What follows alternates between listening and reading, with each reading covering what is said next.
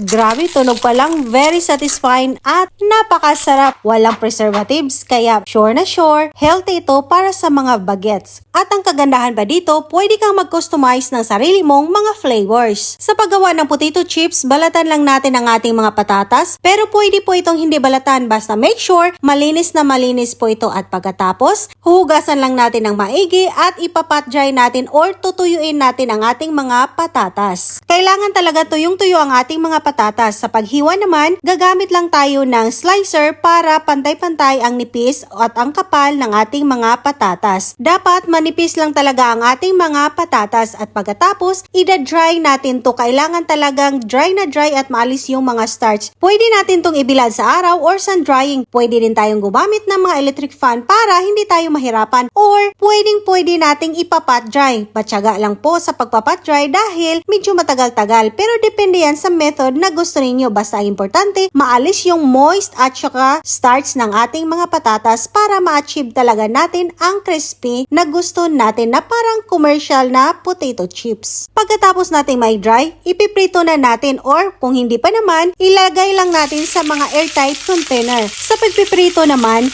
madali lang po. Dapat medium high heat lang po ang ating apoy. Pagkatapos, pag mag-float na ito, okay na po yung mga chips natin. Mabilis lang pong maluto ang mga potato chips natin. Dapat mabilis po yung kilos natin. Kung gusto mo ng medyo brown konti, tagalan mo ng konti. Pero kung maputi, pagka-float, hanguin mo na kaagad. Bago maglagay tayo ng flavor, crispy check nga.